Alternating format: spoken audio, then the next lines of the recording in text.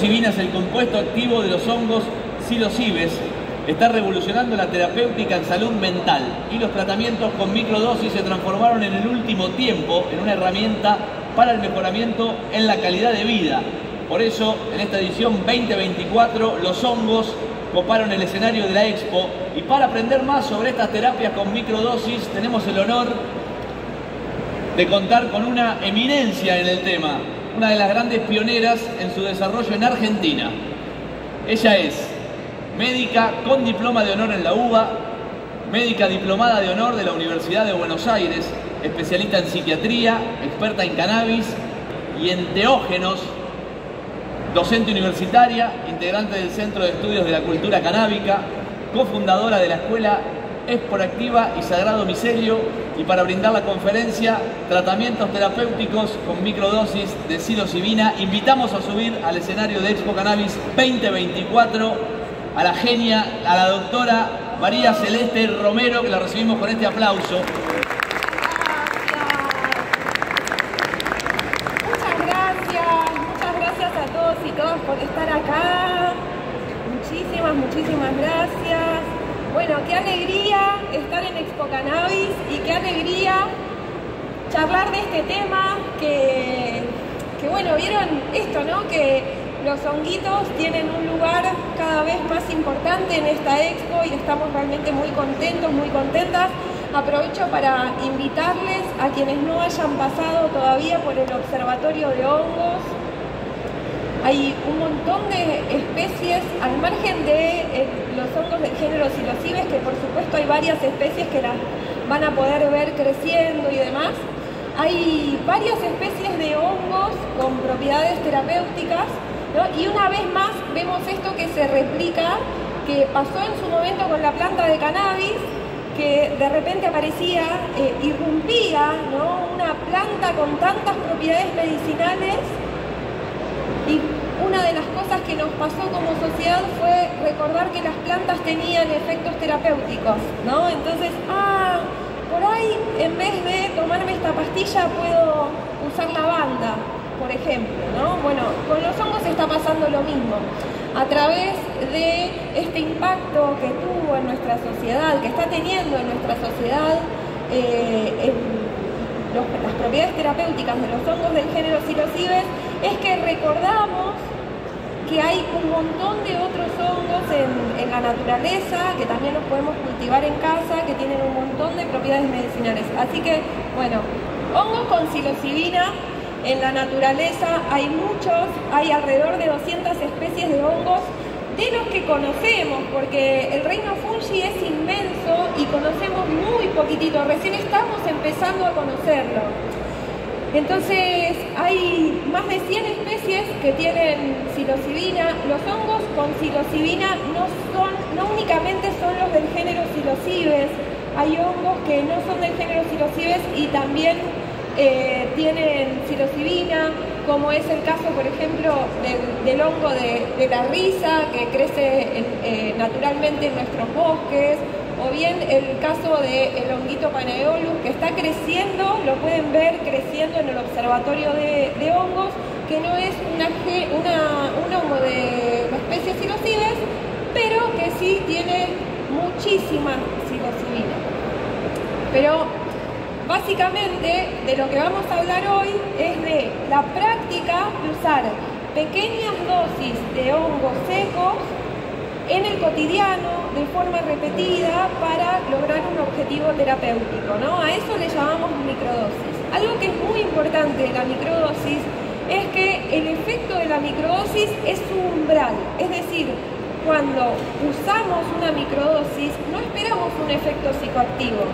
Si bien las especies que usamos, o sea, los honguitos del género Psilocibes, los hongos psilocibes que usamos para hacer las microdosis, si los usamos en dosis más altas, sí tienen un efecto psicoactivo, no es el objetivo de una microdosis, ¿sí?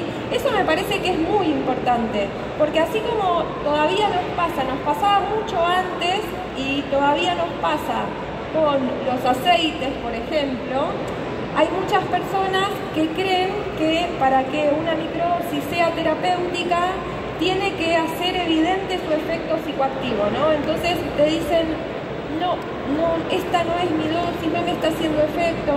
¿Por qué? Porque no siento el efecto de los hongos. Y después, con la charla sostenida, interrogando acerca de algunas cuestiones que son las que les vengo a contar también, de cómo los honguitos trabajan y demás, te das cuenta de que sí le estaban haciendo efecto a la persona, que lo que pasaba es que había una idea de que ese efecto tenía que ser psicoactivo. ¿Me siguen hasta ahí? Porque esa creo que es una de las ideas que quiero que se lleven, como de lo más importante que quiero que se lleven de esta charla. Microdosis no significa psicoactividad. No tenemos nada en contra de la psicoactividad, ¿eh? Lo que pasa es que para la práctica del uso cotidiano no hace falta contar con ese efecto para poder recibir el efecto terapéutico de esta medicina, ¿sí? Para poder experimentar el efecto terapéutico de esta medicina. Básicamente lo que hacemos cuando usamos una microdosis es usar un 10% de una dosis perceptible. ¿A qué me refiero con esto?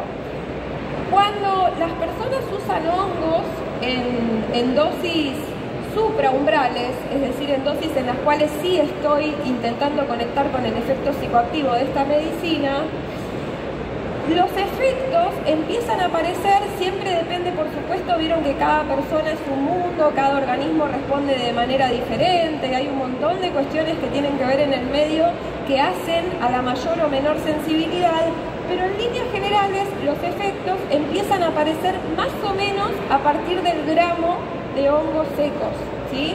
De repente, si me dan a mí un gramo que no llego a los 50 kilos, es altamente probable que identifique efectos. Si le damos a una persona que me duplica o triplica en peso, es altamente probable que no sienta efectos con un gramo, ¿sí? Por eso esto siempre es en abanicos. Acá, como ven, el abanico es bastante amplio, es de 0,1 a 4. Pero porque, justamente eso, porque lo que hacemos es usar un 10% de una dosis perceptible. Ustedes me dirán, che, pero un 10% de 4 gramos es un montón, ¿no? O sea, ¿hay personas que empiezan a percibir la medicina en 4 gramos? Sí, las hay. Hay personas que, para tener el mismo efecto que una persona tiene con 3 gramos de hongos secos, necesitan 6 o 7 gramos. Sí, eso existe.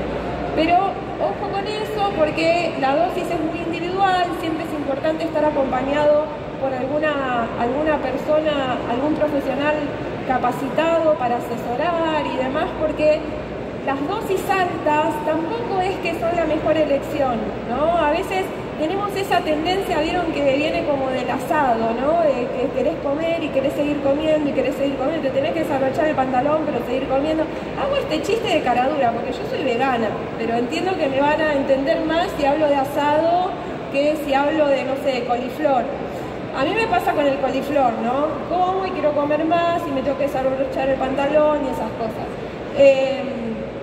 Pero bueno, esto me parece que es importante porque hay muchas personas que quizás para experimentar la dosis psicoactiva usan dosis que son demasiado altas. Entonces, si tu cuerpo, digamos, en 3-4 gramos ya tiene un efecto de full dosis, no te vayas de una a comer 6-7 gramos porque sí, porque el tema es que no te vas a acordar de nada.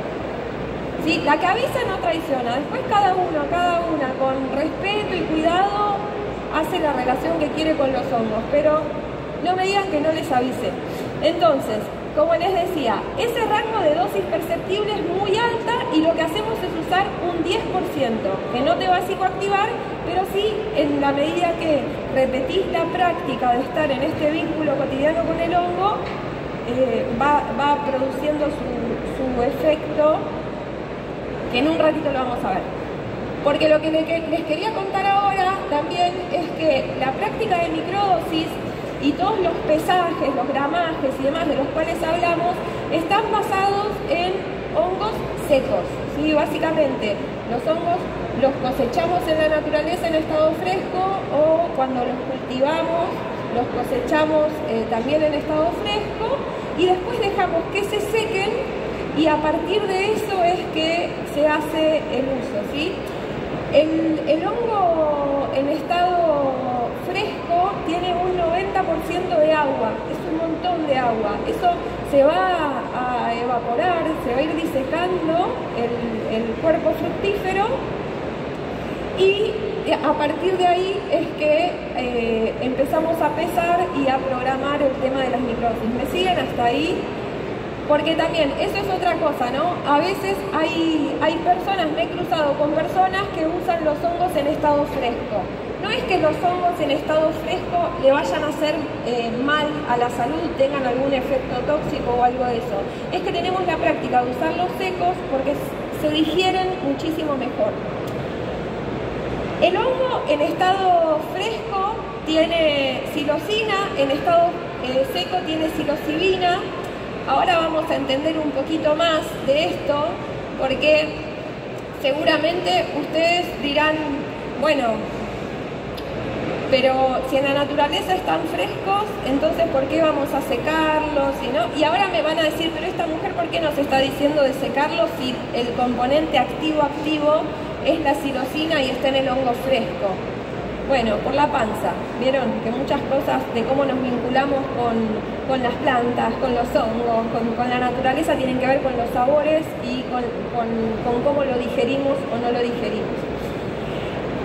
Más o menos la cantidad de psilocibina, que es la molécula activa, ahora vamos a entrar en eso, la cantidad de psilocibina que está presente en los hongos secos es de más o menos el 0,5 al 1% del peso total del hongo, ¿sí? Eso va a variar dependiendo de la especie.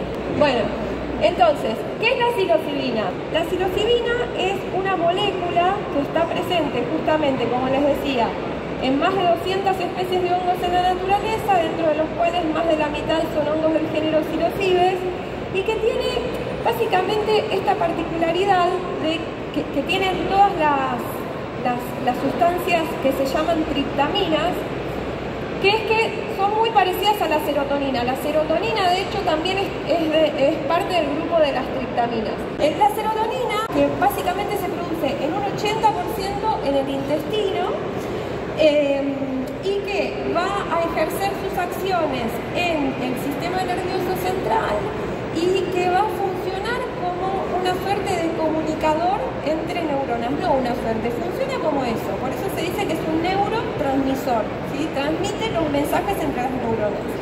¿Qué tipo de mensaje transmite la serotonina? Transmite un mensaje de bienestar, un mensaje de calma, digamos que es un mensaje que te permite descansar, que te permite tener la tranquilidad para afrontar aquello que necesitas afrontar y demás. Por eso el sistema serotoninérgico es súper importante y por eso es que insistimos tanto con el tema del cuidado del microbioma, las dietas y demás, ¿sí?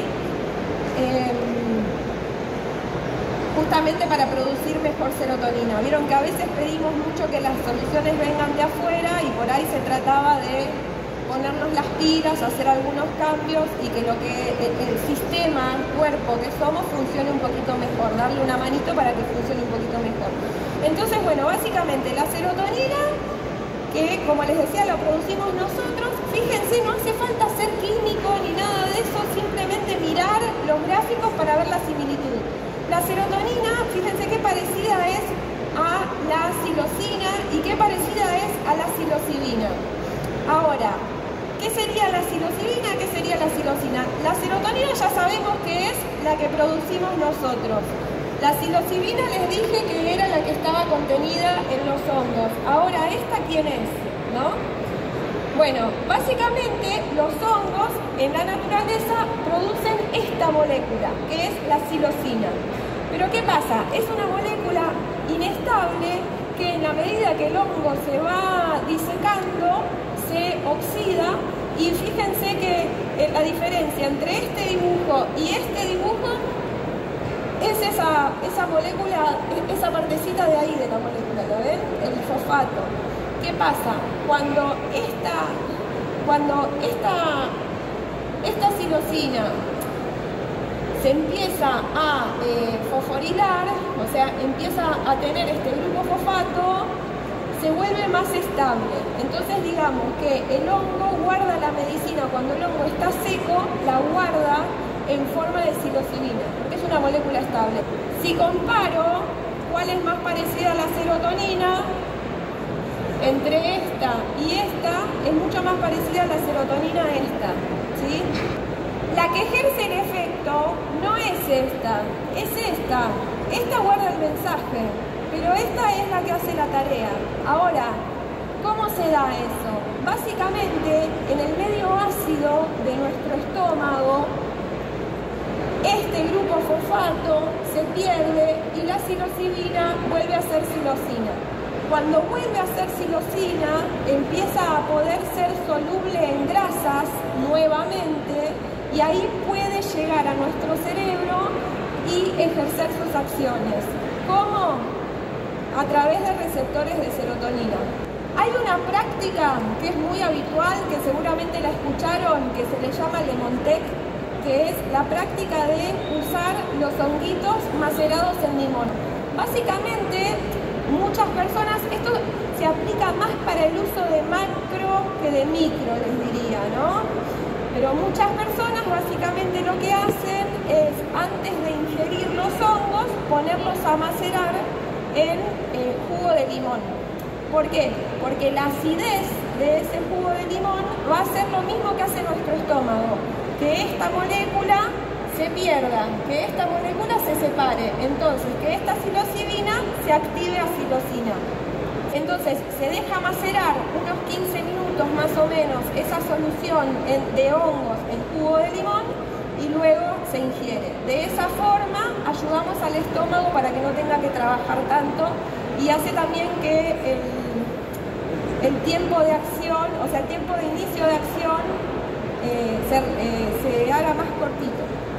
Ahora, fíjense esto que les quiero mostrar, que no tiene mucho que ver con esta charla, pero sí tiene que ver, que es un parecido entre esta molécula de psilocina, que como les decía, es la molécula que va a ejercer las acciones, y esta molécula de DMT. La DMT también es una triptamina, es una molécula que está presente en el brebaje de ayahuasca. Básicamente, el brebaje de ayahuasca se trata de una planta que tiene mucho DMT y una liana que evita que ese DMT se metabolice rápido en nuestro estómago, ¿sí? Cuando usas ayahuasca o queriendo usar DMT, digamos, usas solo una de las partes de la ayahuasca, el estómago se la va a digerir muy rápido, digamos. Si no es con un imago, con un inhibidor de la enzima que limpia rápido esa DMT, no llega a tu cerebro. Fíjense lo parecido que es, la parecida que es esta molécula que, como les decía, necesita ayuda para poder llegar al cerebro, a esta molécula que es la molécula activa de los hongos del género Psilocybes. La única diferencia es este oxígeno que está acá. Ese oxígeno hace que, a diferencia de las plantas, con los hongos, cuando los ingerimos directamente a través de nuestro estómago, digamos, de nuestro sistema digestivo, se puede absorber y estar activo para estimular nuestro cerebro. La única diferencia que hay entre las moléculas. Me parece re interesante. Strassman, que es un investigador de DMT, a mí es una molécula que particularmente me despierta mucho la curiosidad. Hice algunas investigaciones también sobre DMT y Strassman, que es un investigador de renombre sobre las propiedades justamente de esta molécula en nuestra conciencia y demás, dice esto, ¿no?, de que la psilocina es como una DMT asimilable bioral, que ya está presente en la naturaleza, digamos, ¿no? No hay que hacerle nada, no hay que mezclarla con nada ni nada de eso. La práctica de mezclarla con limón no es porque no se va a activar en nuestro estómago, es para que sea más rápido, para facilitarlo, pero si no se activa directamente. Bueno, y básicamente, como les decía, esta molécula necesita llegar a nuestro cerebro porque va a estimular receptores de serotonina. Ahora, receptores de serotonina hay un montón, tenemos como 14 tipos de receptores de serotonina, pero el receptor que nos interesa en esta charla es el receptor 2A. 5-HT es 5-hidroxitriptamina, que es la abreviación del nombre de serotonina, ¿sí? Y el 2A es un receptor que está en algunas áreas, pero lo que sí me interesa es que podamos ver cuáles son las acciones de esas áreas. Fíjense esto qué interesante, ¿no? Áreas responsables de funciones superiores como es la evaluación de elecciones, el manejo de eso que entendemos como error, la cognición de la interacción social, es decir, qué lectura hace mi cerebro, mi mente del vínculo, ¿no? ¿Cuánto sufrimos por los errores también, ¿no? Como muchas veces somos súper duros, súper duras con nosotras mismas, por eso que llamamos error. Esto que tiene que ver con la consolidación de recuerdos, el reconocimiento de estímulos, la integración del cuerpo en el espacio, la asociación de modalidades sensoriales, como es el caso del olfato y la visión. En esas áreas es que particularmente las moléculas bioactivas de los hongos del género psilocybes van a estar actuando. Que en tanto lo estamos usando en microdosis, va a ser un proceso a cuentagotas en el cual el hongo va a ir trabajando sobre esas áreas cerebrales. Cuando usamos macro, esto se abre de golpe, ¿sí? Son dos procesos posibles con la misma medicina que son complementarios, pero acá estamos hablando de hacer un trabajo suave. Bueno, y esto para mí es como lo más interesante de todo, porque cuando estimula esos receptores en esos lugares, que además esos receptores están en unas células que tenemos en el cerebro, que son unas células grandotas y que manejan mucha data y muchas conexiones, ¿sí? Son las células de la quinta capa del cerebro, las células piramidales, y que, como les decía, cuando se estimulan manejan mucha data, muchas conexiones. Y básicamente, cuando la medicina estimula los receptores serotoninérgicos 2A, lo que va a generar es un proceso de neuroplasticidad. ¿De qué hablamos cuando hablamos de neuroplasticidad? La neuroplasticidad es la capacidad que tiene nuestro sistema nervioso de modificar su función, su estructura y, digamos, como amplificar sus funciones en respuesta a un estímulo. Esto es muy importante, pero súper importante, y esto es lo que está revolucionando los tratamientos y lo que está revolucionando la ciencia y demás. Nosotras, básicamente como animales humanos, tenemos aproximadamente 100 billones de neuronas que se conectan de 300 a 500 trillones de veces. Son infinitas posibilidades, ¿sí? Y sin embargo, ¿cuántas veces nos encontramos lupeadas en una misma situación, usando los mismos mecanismos, ¿no? Y una y otra vez dándole vueltas, digamos, como ese perrito que se muerde la cola, ¿vieron? Y que se queda dando vueltas, mordiéndose la cola. Bueno, esto de una medicina que estimula los procesos de neuroplasticidad lo hace sumamente interesante, porque justamente los procesos de neuroplasticidad son esenciales para todo lo que tiene que ver con el aprendizaje, con la memoria, también con la recuperación de lesiones, digamos. Por ejemplo, se está investigando mucho la aplicación de esta medicina en personas que hayan tenido de repente una ACV y entonces haya que rehabilitar ese sistema nervioso. Entonces quizás ante una ACV, un grupo neuronal, digamos, que se puede ver comprometido, pero si tenés tantos billones de neuronas y tantas posibilidades de conexión, entonces quizás pueda venir otro y fortalecer eso que se vio comprometido. ¿Me siguen? Ahora, esto que en una ACV, por ejemplo, es muy evidente porque de repente una persona que digamos, convive con esa condición, de repente puede tener alguna afección en la motricidad, alguna afección que haga que la expresión de la cara se modifique o algo de eso, y es muy evidente, pero de repente en situaciones de salud mental, como es por ejemplo la depresión, hay, digamos, como situaciones que se repiten y se repiten y se repiten y circuitos neuronales, digamos, que están hiperestimulados y no están dejando trabajar a otros, y eso no se nota tanto como, es que es uno de los temas que tiene la salud mental en general, ¿no?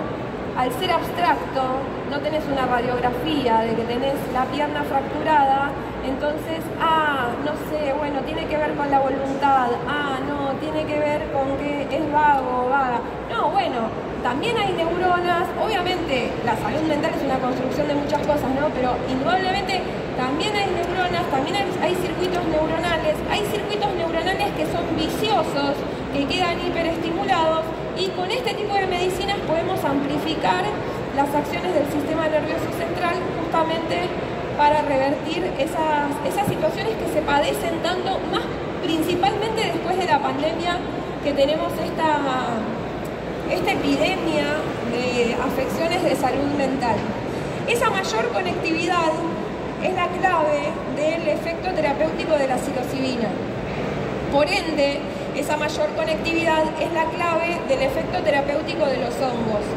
No es un detalle menor eso, porque cuando observamos los hongos en la naturaleza, justamente lo que ellos hacen es conectar.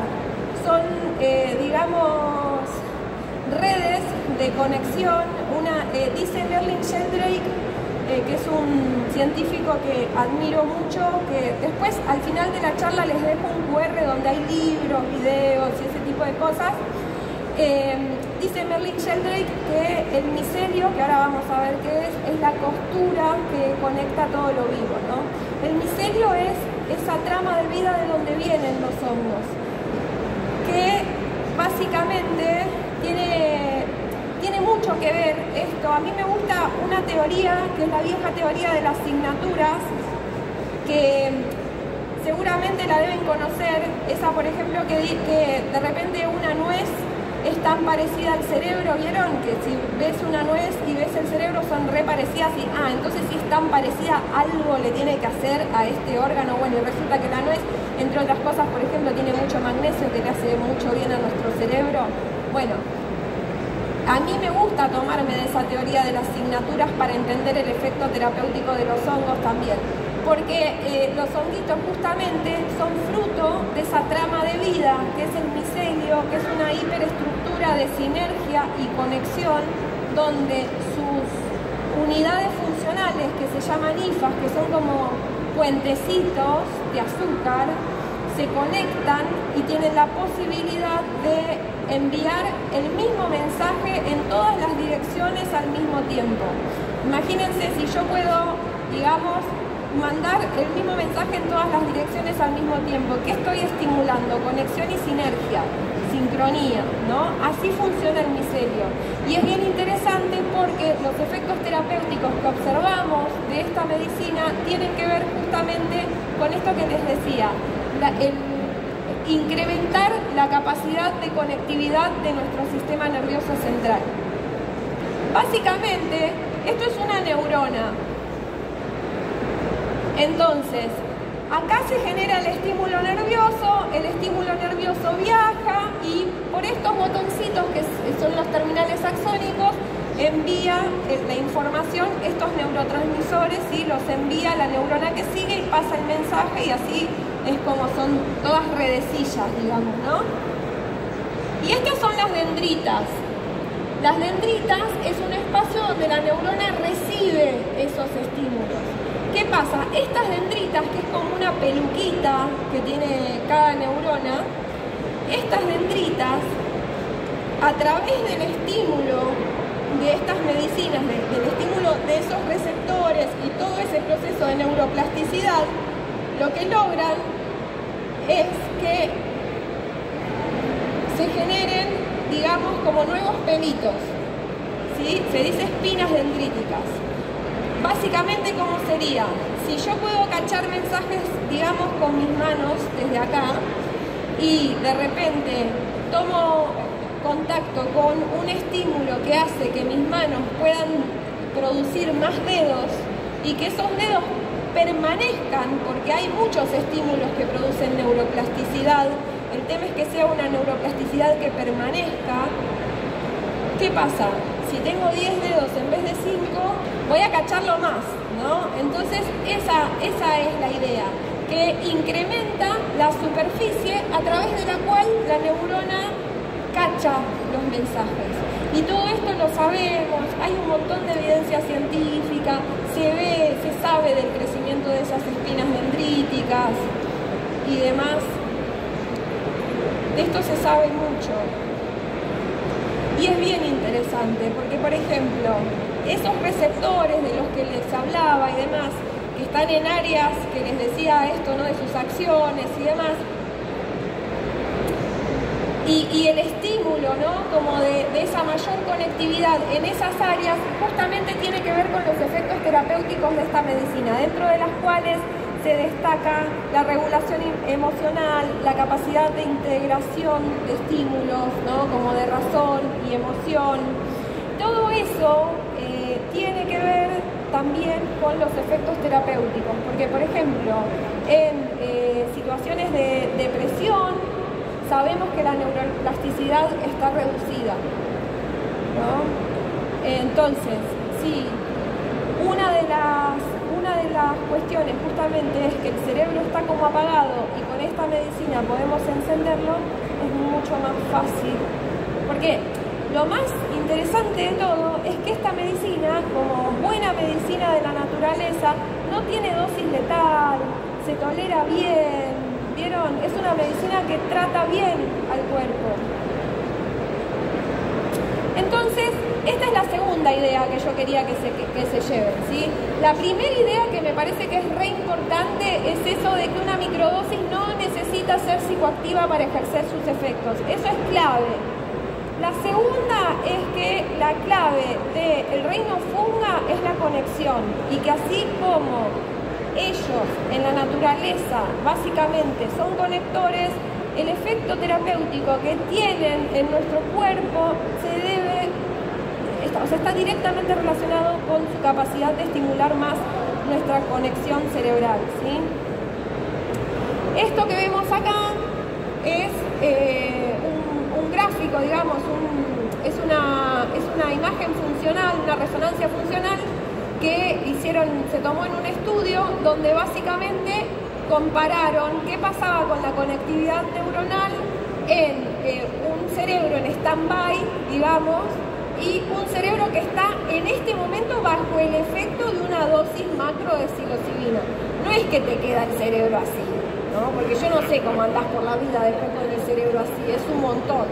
Pero sí sabemos que esto es lo que trabaja, esto es lo que se abre, digamos, ventanas de plasticidad que nos permiten intervenir terapéuticamente para poder modificar de repente, por ejemplo, en el plano de la salud mental, creencias que están muy arraigadas y que son limitantes, ¿no?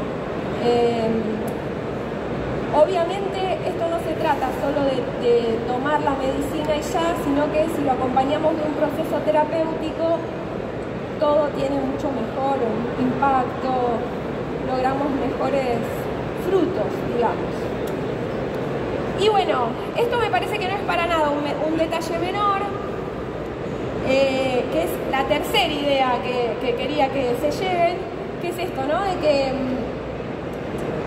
tenemos esta visión que no es ni buena ni mala, es característica del momento cultural, o sea, de la sociedad en la que nacimos y está ahí. No estoy estableciendo un juicio de valor sobre eso, pero tenemos esta tendencia a reducir mucho las cosas, ¿no? Entonces vamos achicando, y quizás está bueno esto de, sí, la molécula de psilocibina, qué linda, cómo actúa, qué maravilloso, la neuroplasticidad, las proteínas, esto, aquello, pero yo un poco lo que les quiero invitar también es no solo achicar, sino también como poder ampliar, ¿no? Como poder hacer no solo un zoom in, sino poder hacer también un zoom out. La psilocibina, como les decía, está presente en los hongos del género Psilocybes. Pero ¿qué pasa? Cuando pensamos en un hongo, seguramente si cerramos los ojos y pensamos en un hongo, seguramente lo que les pasa a la mayoría de ustedes, y a mí también me pasa, es que la primera imagen que se te viene a la cabeza es una seta. Es el capuchito, el cabito, ¿no? La casita de los pitufos.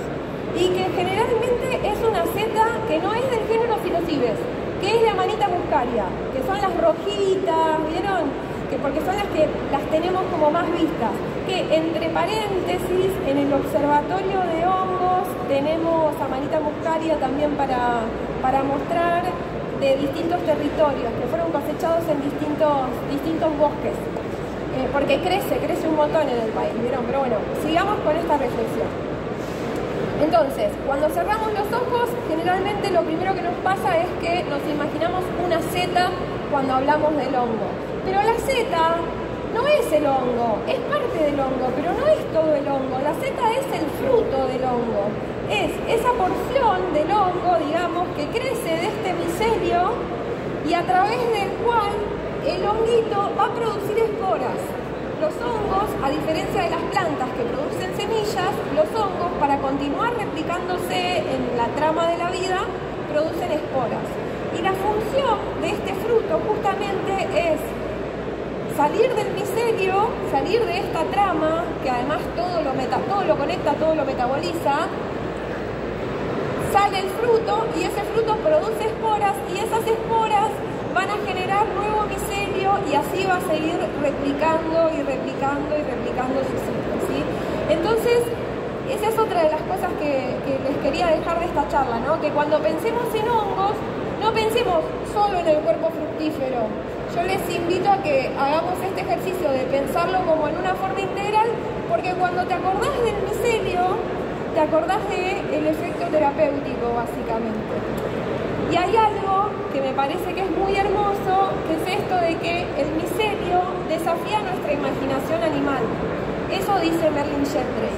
Como profesional de salud mental que tiene la posibilidad de subirse a una charla, ¿no? de dar una charla y poder hablarle a un montón de gente, quiero aprovechar también la oportunidad como para traer esto, ¿no? de la filosofía del micelio, ¿no? Hay algunas cuestiones de cómo funciona un micelio que son bien interesantes, también para nuestra salud mental, también para los mundos posibles, ¿no? Que muchas veces surgen desde nuestro deseo, desde nuestra imaginación, desde nuestro impulso, bueno, esos mundos posibles.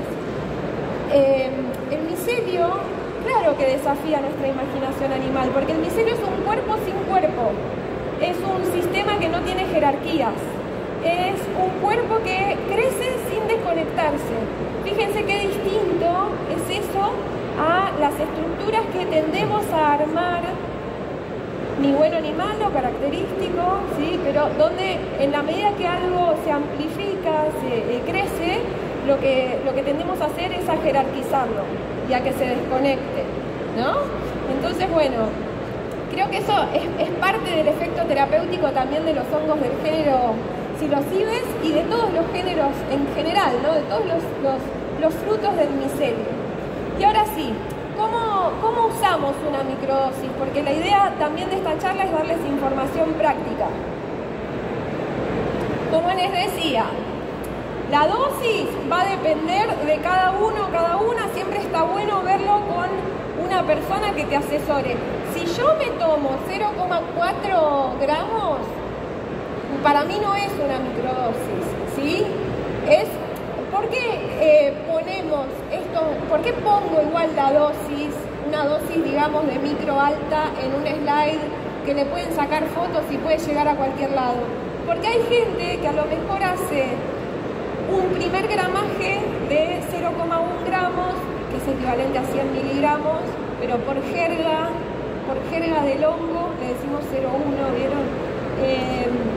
Y por ahí no tiene un efecto total, y después va a 0,2 y tampoco, y por ahí va a 0,3 y tampoco termina de poder hacer un proceso terapéutico que realmente lo ayude, y quizás esa persona es candidata para aumentar la dosis. Entonces, antes de antes de decir, bueno, esta terapéutica no es para mí, es importante recordar que el gramaje es muy diferente entre las distintas personas, depende de la sensibilidad a las sustancias en general, depende de la dieta, depende del uso con fármacos o sin fármacos. Todo eso va a modificar la dosis que necesitamos usar.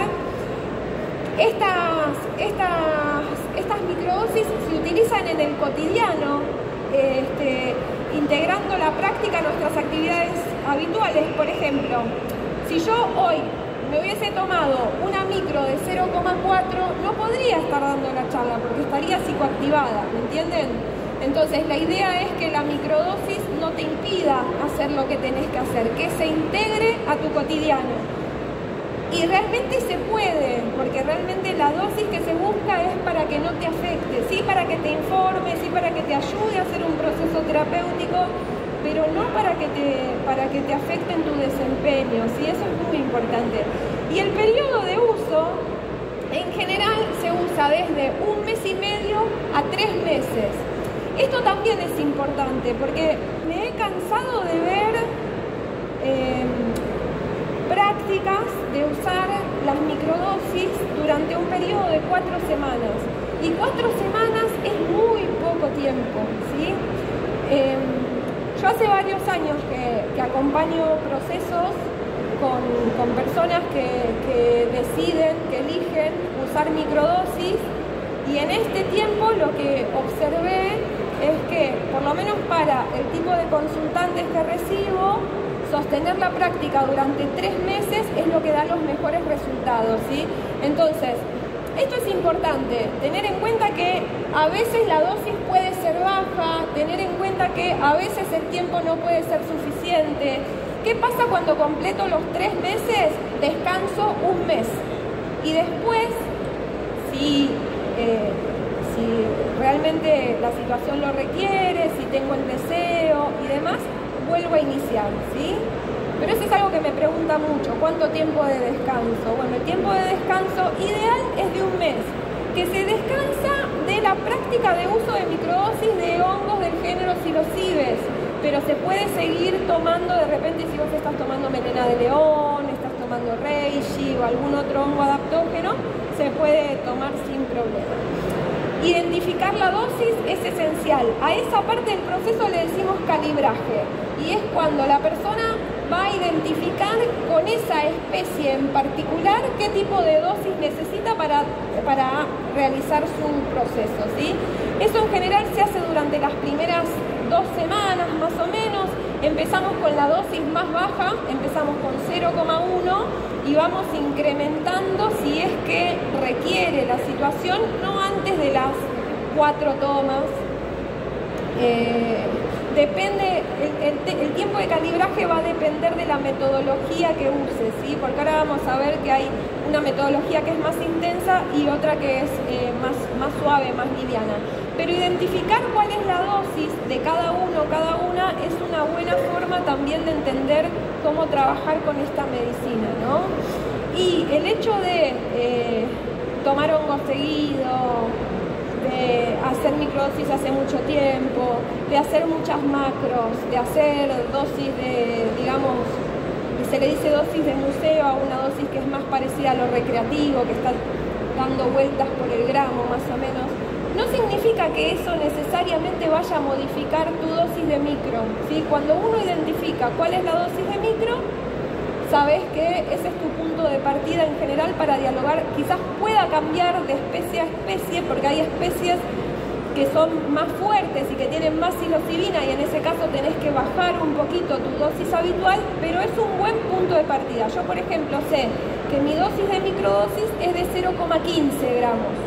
Entonces sé que si estoy trabajando con un hongo de esos albinos, grandotes, tipo como hay en el observatorio, hay unos hongos hermosos que tipo los Crusher, los Penicembi, que en general son hongos muy grandotes, esos producen mucha psilocibina, y si mi dosis es 0,15, bueno, quizás con ellos sí empiezo en un poquito más abajo para evitar psicoactivarme cuando no lo deseo, ¿sí? Eso es bastante clave. pero es un buen punto de partida, identificar cuál es la dosis de micro. Siempre me parece que está bueno empezar en 0,1 porque encuentro mucha gente que empieza de 1 en 0,2 y hacer, como les decía, ajustes de a 0,5, ¿sí? 0,05 sería. Eso es lo que a mí más me sirve. Básicamente los honguitos, la preparación y la ingesta de las microdosis es muy simple. Si los honguitos los cultivamos en casa, básicamente los secamos, los molemos, los pesamos y los ingerimos. ¿Por qué molerlos? Los molemos o los cortamos con tijerita o los podemos grindear para que se mezclen las distintas partes del hongo, ¿sí? Otra buena práctica es, en vez de cortar con la tijerita tipo pedacitos de sombrerito o pedacitos de cabito, no, que se integren las distintas prácticas del hongo y de ese polvito tomo una porción, la peso y la ingiero, ¿sí? Hay muchas personas que facilitan las dosis ya en cápsulas, pero bueno, para la práctica de poder hacerlo en casa es muy sencillo. El momento del día en general sirve mucho hacerlo a primera hora, en ayunas. La forma de administración, si tengo el polvo seco lo disuelvo en agua tibia, si lo tengo en una cápsula la puedo tomar directamente. La tintura madre o los extractos, siempre hay que consultarle a la persona que lo preparó cuál es el equivalente en gotas a una dosis aproximada de 0,1, porque las recetas varían, pero también se puede usar perfectamente. Es muy común, no es algo wow que le pase a todo el mundo con las micros, sí con las macro, tampoco a todo el mundo, pero pasa muy habitualmente, el dolor de cabeza. Con las micro a veces puede aparecer dolor de cabeza y a veces puede aparecer dolor de panza. A mí lo que me sirve para mis consultantes, si aparece dolor de cabeza o de panza, en general eso está asociado al uso de cápsulas y lo que les sugiero es que abran la cápsula, la disuelvan en agua tibia y en general ese proceso ya hace que pasen estos efectos no deseados. Las metodologías de uso más populares, está bueno siempre entender qué es lo que estás necesitando trabajar, hablarlo con alguna persona que se especialice en esto. También por suerte tenemos un montón de gente formada en el país y digamos que hay dos grandes metodologías que son muy populares, que una es el protocolo, no me gusta la palabra protocolo, pero bueno, el protocolo de Fadiman, que se usa un día sí, 2 días no. Por ejemplo, vos tomás el lunes, descansás martes y miércoles, tomás el jueves, descansás viernes y sábado, tomás el domingo y así con un espacio, con ventanas de 2 días entre toma y toma, sostenés durante 1 mes y medio a 3 meses esta práctica. Y la otra forma muy popular es la de Stamets, que básicamente se toma 4 días de corrido y se descansa 3. En general, para personas que están transitando problemas, digamos, afecciones del estado de ánimo o que están con mucha ansiedad y demás, va muy bien esta metodología, digamos como que esta metodología que es más suave va muy bien para explorar, para conocer la medicina, para procesos de desarrollo personal. Cuando quiero intervenir en salud mental, en general se adapta mejor esta, pero siempre yo recomiendo que tengamos en cuenta eso, ¿no? Que hay muchos médicos y médicas formados, formadas, que hagan una consulta. Y también una forma de conocer la medicina y de ir de a poco, con aire, con espaciosidad, es tomarla una vez a la semana, y eso también funciona súper bien cuando hacemos esa práctica sostenida. Por supuesto que propositar la microdosis, o sea, intencionarla, partir desde qué es lo que estoy necesitando para este proceso es fundamental. Llevar una bitácora, un registro escrito, también trae mucha más conciencia y mucha más capacidad de integración del proceso. El acompañamiento terapéutico, como les decía, es clave, y todas las prácticas que podamos sumar del orden de la alimentación, del ejercicio, del arte, del ocio, esas cosas que le hacen tanto bien a nuestro cuerpo y le damos tan poco, obviamente también va a mejorar la respuesta. Como les decía, los efectos terapéuticos tienen mucho que ver con esto de la mayor conectividad. Evitamos su uso en personas que tengan antecedentes de brotes psicóticos, afecciones cardiovasculares no compensadas, porque esta es una medicina que sube la presión arterial, que aumenta también la frecuencia cardíaca. En microdosis es muy poquito, pero chárlenlo antes con su cardiólogo, por favor. Y después siempre tener en cuenta que hay algunas interacciones que pueden ser de riesgo, como es el caso de la interacción con el litio, que puede producir convulsiones, y con aloperidol y risperidona, que digamos no produce convulsiones, pero no logramos un efecto terapéutico en el caso de la risperidona porque bloquea los receptores sobre los cuales actúa la medicina, y en el caso del aloperidol produce un efecto paradojal de disforia. Igual son antipsicóticos, y en general una población que toma aloperidol no es candidata para un proceso de microdosis con silo, ¿sí? En relación a las interacciones con psicoactivos, la interacción con cannabis no es que sea una interacción de riesgo, ¿sí? Sí, mi recomendación es que cada práctica tenga su momento. O sea, si me tomo la micro y atrás fumo, digamos que es como estar hablando con dos personas al mismo tiempo y que la planta habla en voz muy alta, ¿no? Y nos encanta cómo habla la planta, pero por ahí en ese momento querés escuchar al hongo. Entonces, siempre dejar que pasen unas horas. No es que durante el proceso de uso de microdosis no se puede usar cannabis, se puede usar, pero sí me parece que es esencial esto de que cada medicina tenga su momento, ¿sí? La interacción con MDMA de las microdosis, muchas veces me han llamado como quejándose porque el uso de MD no ejercía su efecto, porque ¿qué pasaba? Que a los amigos, a todos les había hecho, le habían pasado bomba y estaba re careta y no sé qué, bla, bla, bla. Son las cosas que tenemos que escuchar en el consultorio de psiquiatría. Bueno, es que hay un efecto que el uso de micro baja el efecto del MD, entonces aquellas personas que quieran usar MDMA hagan una limpieza antes, ¿sí? De tomarlo, un par de días, con 2 días de no tomarlo. Y también es una práctica que sirve para bajar del MD. Tomar una microdosis, digamos, si no terminas de bajar y necesitas ir a dormir, puedes tomar una microdosis y eso ayuda a bajar el efecto. Y bueno, con el clorhidrato de cocaína, o sea, la cocaína que se inhala, no estaría buena esa interacción porque es una medicina que también aumenta la frecuencia cardíaca, aumenta la presión arterial, entonces habría ahí algo que no estaría bien para el sistema cardiovascular.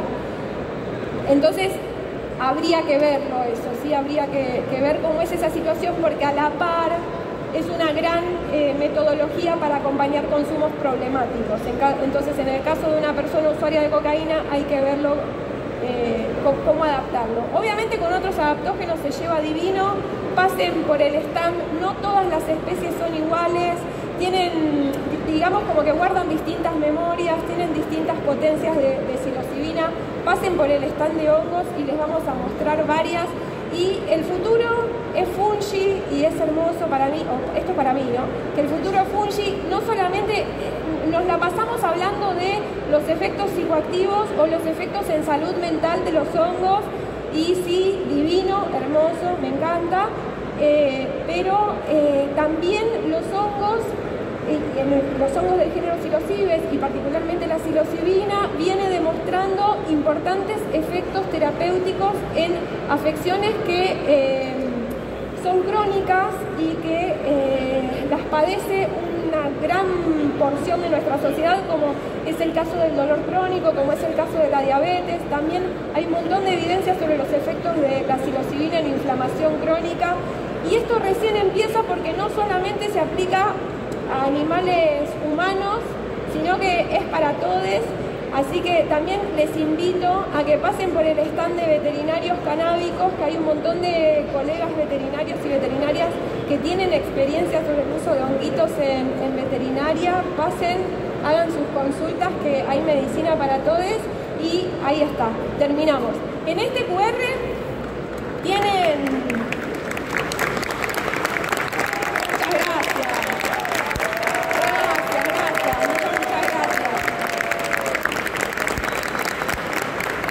Sobrevivimos, lo logramos.